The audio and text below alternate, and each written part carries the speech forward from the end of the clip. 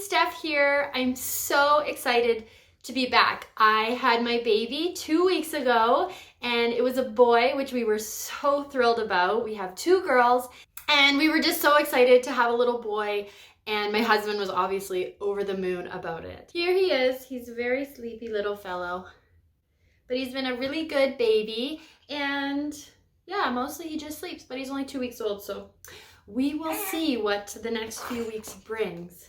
So if you're just joining me, I'm Steph. I am the secret slob. I like to call myself the former secret slob, although these days, not so much. Kind of going back to my old ways, and that's okay. I have a brand new baby, and things aren't really happening the way they usually do. And so through my pregnancy, which started in May, and obviously just ended in January, I have gotten lots of questions about being pregnant, how I raise my kids, what I was gonna bring in my hospital bag, and I never really made a video addressing those things. So this is that video. This is all things baby number 3 and everything I've learned from being a new mom 3 times now. And I really feel like this time, and I'm sure if you've got multiple kids, you know, every time gets a little easier. And this time I finally feel like, okay, I've maybe got this.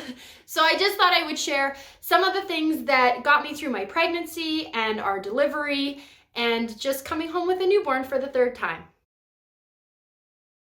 So first of all, pregnancy. I found out I was pregnant at the end of May in 2019, and it was pretty obvious to me that I was because I suddenly got very tired, couldn't get up and do my workouts in the morning, couldn't barely get through them, and very soon after I got very, very sick.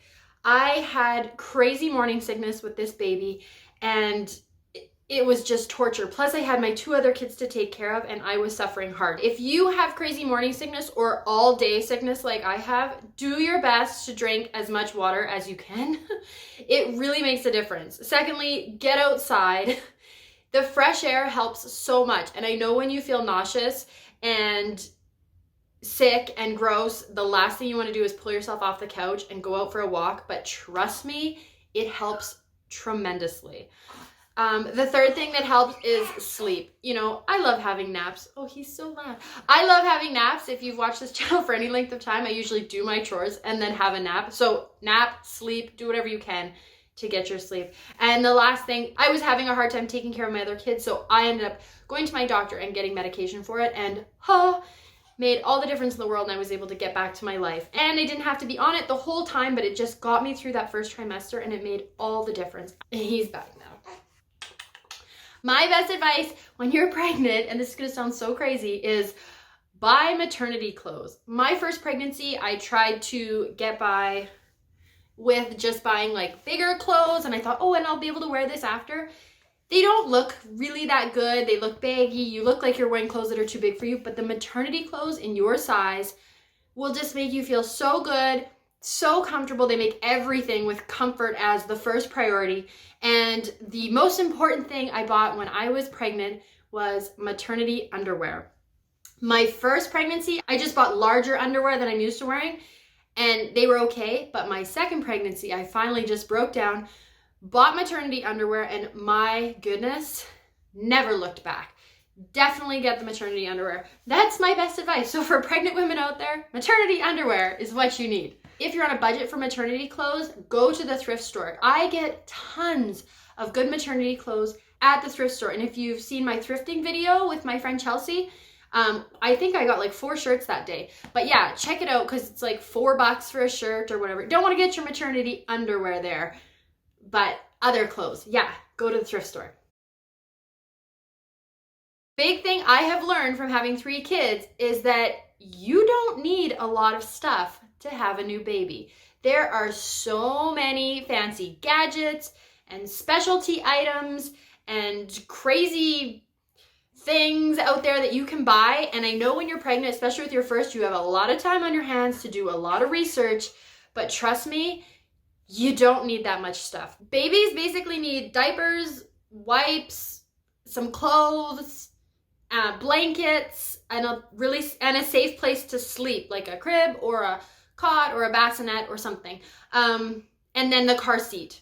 And that's about it. You know, all that other stuff I found was better when I purchased it after I had the baby because I actually knew what I needed. A lot of the stuff I purchased, and I'm talking about my first pregnancy because I didn't know, a lot of the stuff I bought beforehand, I ended up not using. I'd read some crazy review and it would say, you need this thing, and I didn't need it. Really, the basics. So this pregnancy, when I was like 8.5 months along, I just was at the grocery store and was like, grab diapers, wipes, I grabbed some soothers, and all the kind of just like essentials. So I stocked up on essentials and mostly just dedicated my time to having naps every single day.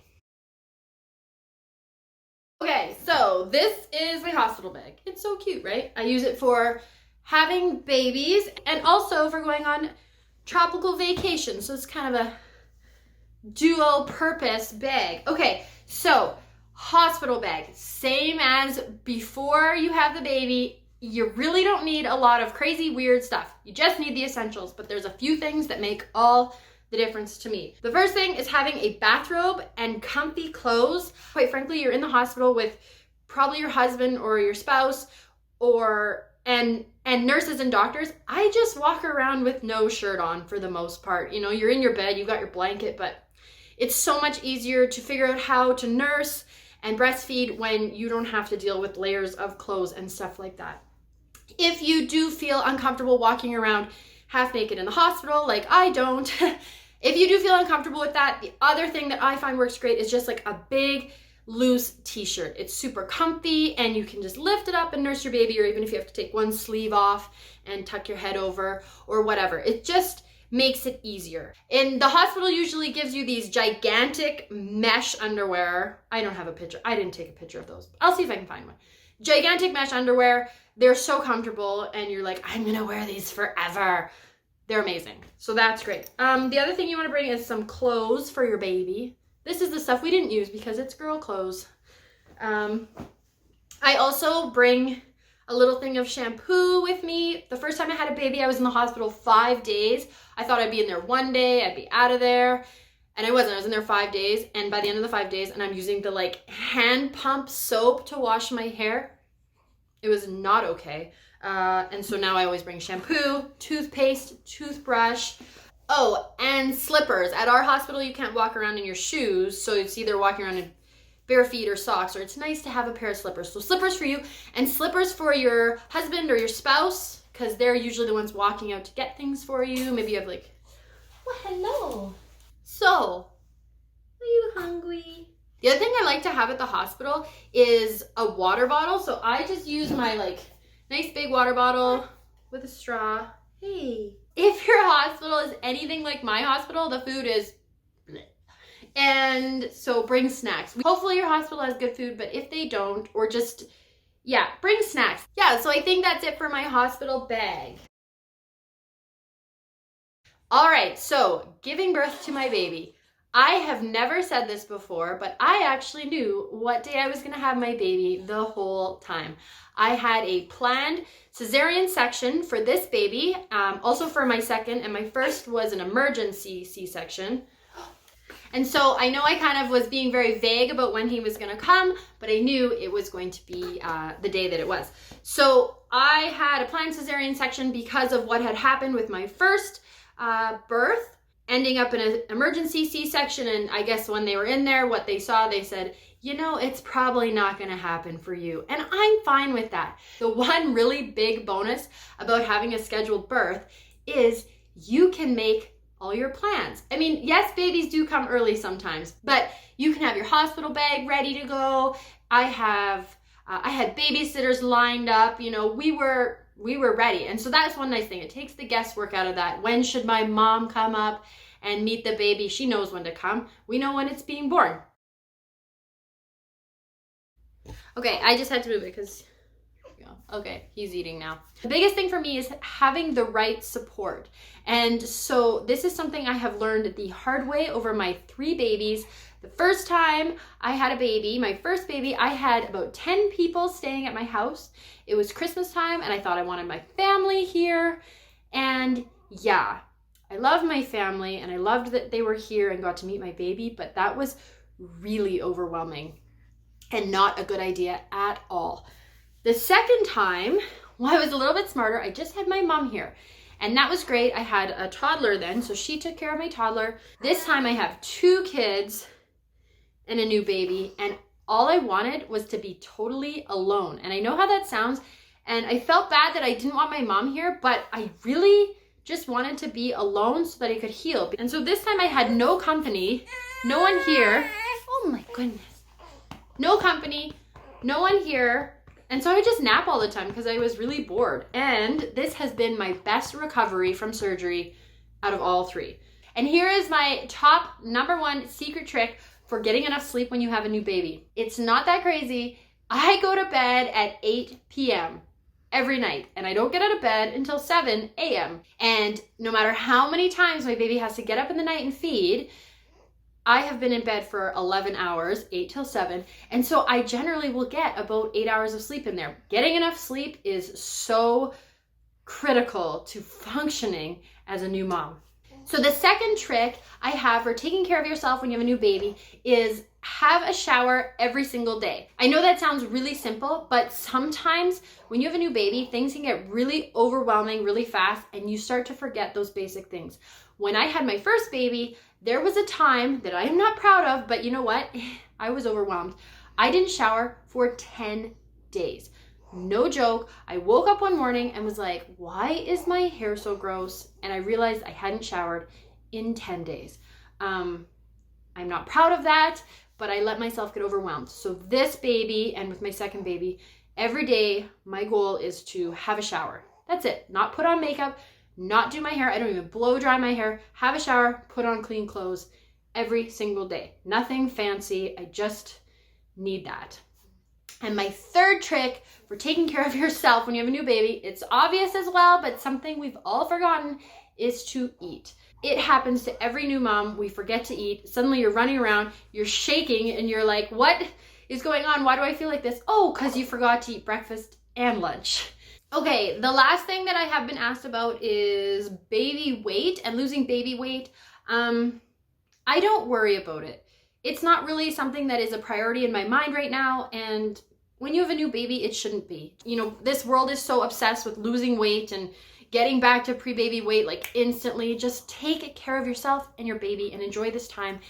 It will come. Don't worry about it. My last piece of advice, and probably the most important advice of this whole video: beware of unsolicited advice, including everything I just said. You know your baby. Do what's right for you and your baby and what works for your family and your house and your kids. I think that was the hardest thing about becoming a new mom, is getting all the advice and trying to do everything that everyone else was saying.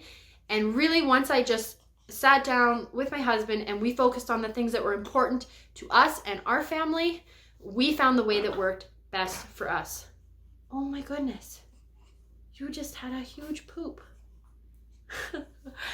So that's it. That's my advice. Don't take advice from anybody. Do what works for you. But I do hope you found a couple things helpful about this video. I'm so happy I got to show you my new baby boy. We're so proud of him. And I'm sure you know by now, we don't like to share our kids' names and personal information on the channel because it's their information to share. But he has a really good name. We're really pleased and everybody really likes it. I will see you really soon. My house has totally become a disaster area and I don't even care, which is great. A huge step from last time. I'm not stressing about it. We'll get back to it. Dishes are done, laundry's done, kids are clean, everyone's eating, everyone's happy. That's the important part. But as soon as I'm like a little more healed up from my surgery, I'm gonna get back at Fly Lady, and I think I'll probably do like a big refresh, because being 9 months pregnant and having a new baby, I haven't been doing a lot of things. So we can get back in it together. So if you've been sick or you had a new baby or you've just been too busy or you're starting fresh, start again with me and we'll get our house all organized. So until then, I'll just be here snuggling my sweet little smushy baby. I appreciate everybody that has reached out to say congratulations or sent their prayers and well wishes to me and my family. It means everything to us that we have so many people that care about us and care about our kids, and I really appreciate it. So thank you so much from the bottom of my heart, and I will be back very soon. I will talk to you later. Bye.